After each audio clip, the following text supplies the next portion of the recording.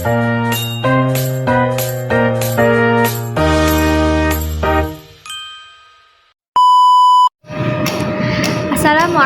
warahmatullahi wabarakatuh. Sebelumnya perkenalkan, nama saya Duratun Nafisa. Saya dari kelas HKI 3B, yang mana NIM akhir saya yakni 021. Dan pada saat ini saya akan membuat video, yang mana video ini tertuju pada pengumpulan tugas UAS mata kuliah Hukum Pidana Islam. Jadi pada saat ini saya akan menjelaskan sedikit kasus, yang mana kasus tersebut akan dikaji menurut hukum pidana Islam yang telah kami pelajari di dalam kelas. Jadi langsung saja saya akan menceritakan secara singkat atau secara gambaran mengapa kasus tersebut itu bisa dikaji menurut hukum pidana Islam. Jadi kasus pencurian pompa air di desa Banjaranyar itu diawali dengan hilangnya beberapa pompa air milik warga di sana secara berturut-turut. Jadi pada saat ini saya akan menjelaskan tentang pencurian pompa air atau diesel di desa Banjaranyar, yang mana pencurian tersebut itu menimbulkan sebuah keresahan untuk masyarakat sekitar, dan banyaknya sebuah kasus ini merupakan sebuah kekhawatiran, yang mana apabila kasus ini itu terus meningkat, maka kasus ini akan menjadi kasus yang besar, karena pompa air itu merupakan sarana vital dalam hidup seseorang, dalam hidup masyarakat tersebut. Jadi pencurian ini tuh bukan hanya merugikan korban secara ekonomi, tapi juga berdampak pada kehidupan masyarakat atau dapat mempengaruhi ekonominya pada saat ini. Karena ketika tidak ada pompa air, maka produksi pertanian itu yang mana menjadi sumber penghidupan masyarakat itu akan berkurang, dan hasilnya tidak semaksimal mungkin seperti biasanya, karena pada saat itu banyak diesel atau banyak pompa air yang dicuri. Lalu ketika banyaknya kasus tersebut itu sudah terjadi, maka warga itu kemudian melakukan ronda malam secara bergantian, yang mana ditujukan untuk mengantisipasi pencurian lanjutan. Jadi pada di suatu malam ketika sang masyarakat itu melakukan ronda malam, ternyata mereka itu berhasil memergoki pelaku yang mencuri pompa air tersebut. Ternyata pelakunya itu bukan orang luar desa, akan tetapi warga sendiri yang beraksi dalam komplotan. Jadi kasus itu terjadi secara bersama-sama. Jadi orang yang mencuri itu bukan hanya satu orang, tapi banyak orang, yang mana komplotan tersebut itu akhirnya ketahuan di suatu malam pada saat warga desa itu melakukan ronda malam. Jadi setelah tertangkap, para pelaku itu diproses secara hukum dan divonis penjara 3 bulan.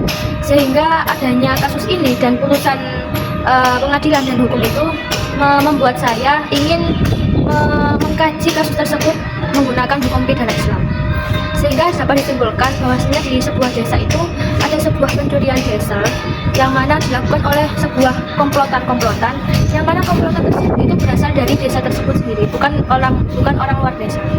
Langsung saja kita masuk ke materi selanjutnya, yakni analisis kasus tersebut menurut perspektif hukum pidana Islam, yang mana kasus tersebut itu masuk ke dalam fikih jinayah, yang mana kasus tersebut itu tergolong jarimah hudud.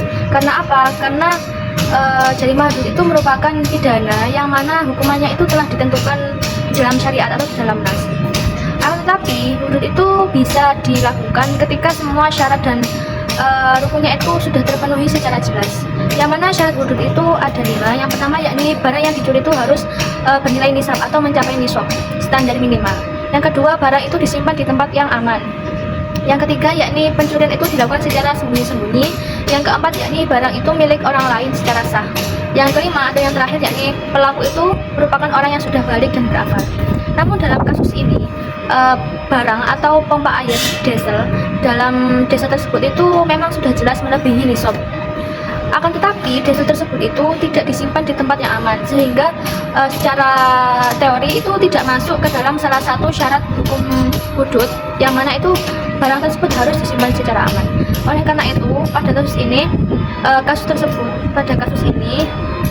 tindakan tersebut tidak bisa masuk ke dalam jarimah hudud. Karena apa? Walaupun jarimah hudud itu punya banyak syarat dan syaratnya itu ada salah satu syarat yang tidak terpenuhi, maka jarimah hudud itu tidak dapat dilakukan, sehingga tindakan tersebut, tindak pidana tersebut itu merupakan jarimah yang bukan dihukum secara hudud. Karena apa? Karena barang tersebut tidak disimpan secara aman. Oleh karena itu jarimah tersebut akan dihukumi sebagai jarimah yang hukumannya takzir atau yang sesuai dengan ijtihad atau keputusan hakim.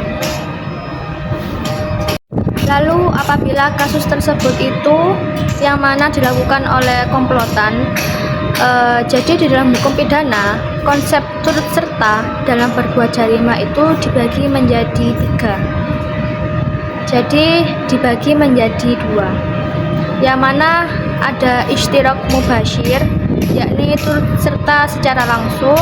Yang kedua yakni istirak bil tasabbub, turut serta secara tidak langsung.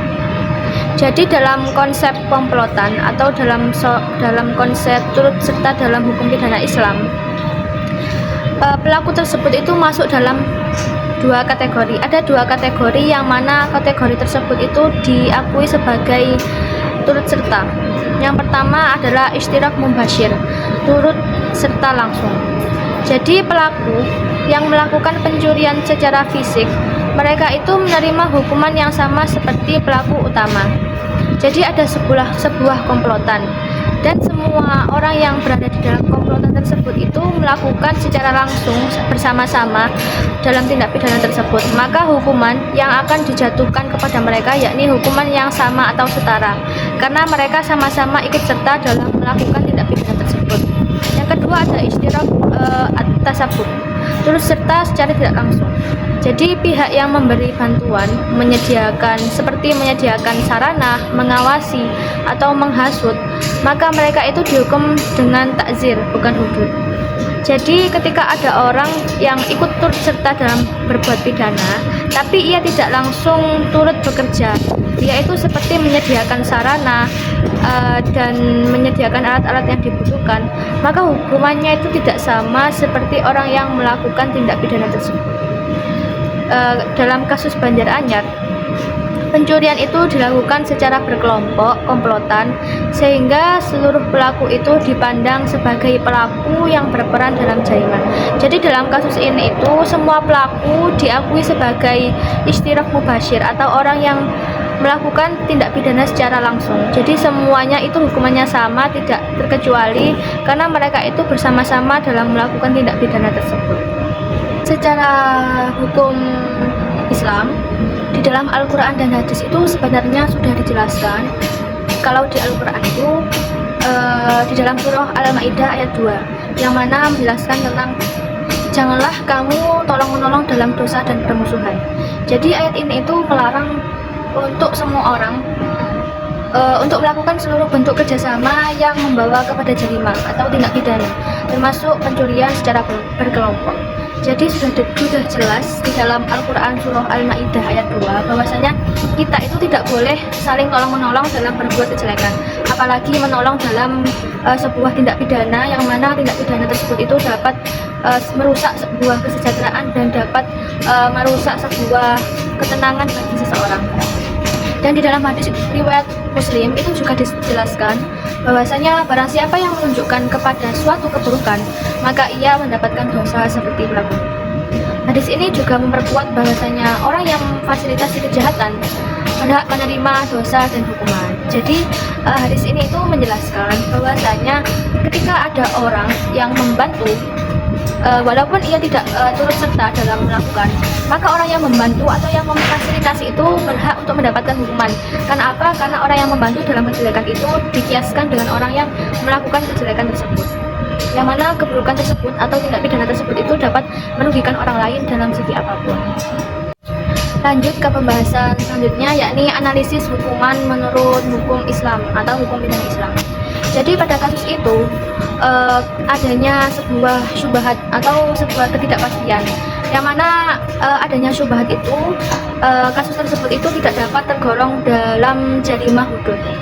Oleh karena itu, karena kasus tersebut itu mengandung syubhat dan tidak dapat dijatuhi hudud, maka keputusan itu akan sesuai dengan keputusan hakim.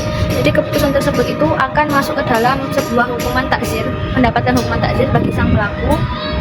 Yang mana takzir itu dapat berupa 1, penjara, yang kedua itu denda. Jadi si pelaku tadi itu dapat mendapatkan sebuah denda karena perbuatannya.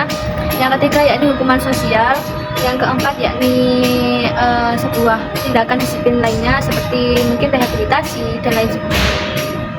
Jadi karena adanya syubhat, maka kasus tersebut itu tidak tergolong dalam jarimah hudud, yang mana karena tidak memenuhi salah satu syarat dan rukun dari jarimah hudud itu sendiri. Sehingga adanya hukuman takzir itu bertujuan untuk memberikan efek jerah kepada si pelaku agar mereka itu menjaga ketertiban sosial. Namun di dalam kasus tersebut atau di dalam desa tersebut itu hukuman 3 bulan yang diberikan kepada si komplotan itu kurang proporsional atau kurang tepat, karena pencurian itu kan sebenarnya dilakukan secara berkelompok. Lantas mengapa hanya 3 bulan? Yang kedua yakni meresahkan masyarakat. Yang ketiga yakni alat yang dicuri itu bersifat vital bagi ekonomi desa. Jadi dalam kasus tersebut putusan hakim, yang mana hakim tersebut itu kan memutusi untuk penjara 3 bulan itu dinilai kurang efektif. Karena apa? Karena banyaknya alasan-alasan yang mana adanya pencurian tersebut itu dapat menimbulkan banyak sebuah mudharatan. Dan alat yang dicuri itu merupakan hal yang sangat penting bagi ekonomi masyarakat di desa tersebut. Apabila kasus ini disangkut pautkan atau disesuaikan dengan hukum positif, penyertaan tersebut itu masuk dalam tindak pidana pasal 55 sampai 56 KUHP, yang mana penyertaan itu mencakup 1, pelaku utama, yang kedua yakni orang yang menyuruh melakukan, yang ketiga yakni orang yang turut serta melakukan, yang keempat atau yang terakhir yakni orang yang membantu. Nah, karena pencurian itu dilakukan secara berkelompok, maka seluruh pelaku itu dapat dipidana sebagai pelaku utama sesuai pasal 55. Jadi karena pencurian itu tersebut dilakukan secara berkelompok dan bersama-sama, maka pelaku dapat dipidana sebagai pelaku utama, yang mana hal itu sesuai dengan pasal 55. Namun sebenarnya putusan hakim yang hanya memberikan hukuman 3 bulan itu jauh lebih ringan dari ancaman maksimal. Ya seperti tadi, hukum pidana Islam sebenarnya kurang efektif, tapi mungkin ada alasan-alasan keringanan adanya sebuah hukuman tadi. Mungkin bisa lebih dilanjutkan wawancara ke si penduduk desa tadi. Sehingga kesimpulan yang bisa saya sampaikan itu, yang mana pertama yakni kasus pencurian pompa air di Banjaranyar itu adalah contoh tindak pidana yang dilakukan secara berkelompok sehingga melibatkan konsep serta dalam berbuat jarimah. Jadi jenis tindak pidana yang saya jelaskan ini merupakan tindak pidana yang bernama turut serta dalam berbuat jarimah. Jadi bukan hanya satu orang yang melakukan jarimah, akan tetapi jarimah tersebut itu dilakukan oleh banyak orang atau lebih dari satu orang. Yang kedua yakni dalam hukum Islam itu pencurian memenuhi unsur jarimah, tetapi tidak memenuhi syarat penyimpanan, tidak memenuhi syarat hudud. Karena apa? Karena adanya syubhat atau sebuah keraguan terkait tempat penyimpanan, maka sanksinya adalah takzir. Jadi sebenarnya kasus tersebut itu bisa masuk ke dalam jarimah hudud, yang mana jarimah hudud itu kan sudah dijelaskan di dalam Al-Quran. Akan tetapi kasus tersebut tidak dapat dijatuhi hukuman hudud. Karena apa? Karena adanya sebuah syubhat yang menjadikan hal itu tidak jadi untuk dihukum hudud. Karena itu adanya syubhat itu akhirnya hakim itu memutuskan keputusan untuk menghukum si pelaku itu sesuai dengan hukuman takzir pada biasanya. Yang ketiga yakni dalam KUHP, kasus ini termasuk pencurian yang mana sesuai dengan pasal 362 dan penyertaan pada pasal 55 sampai 56. Yang keempat yakni hukum 3 bulan itu sebenarnya terlalu ringan dalam menuntut sebuah dalam menuntut seorang pelaku pencurian. Karena apa? Dalam kedua sistem hukum, yang mana yang pertama yakni hukum Islam atau hukum pidana Islam, yang kedua yakni hukum positif, kasus itu seharusnya dihukum yang lebih berat dari 3 bulan. Karena apa? Karena agar mereka itu mendapatkan efek jerah, sehingga mereka itu tidak berani atau tidak mau melakukan kesalahan kedua kalinya. Lalu yang terakhir yakni analisis ini menegaskan bahwa pentingnya penerapan sanksi yang lebih sesuai dengan perbuatannya. Agar apa? Agar melindungi masyarakat itu, agar melindungi masyarakat tersebut dan memperkuat ketertiban sosial. Jadi ketika ada sebuah hukuman yang memang benar-benar itu sesuai dengan aturan atau undang-undang bahkan syariat, maka seharusnya itu kita harus bisa mengimplementasikan agar apa? Agar timbulnya ketertiban sosial dan mereka itu tidak berani untuk melakukan tindak pidana tersebut. Jadi sekian yang bisa saya sampaikan, kurang lebihnya mohon maaf. Ihdinash shiratal mustaqim. Assalamualaikum warahmatullahi wabarakatuh. Sekian, wassalamualaikum.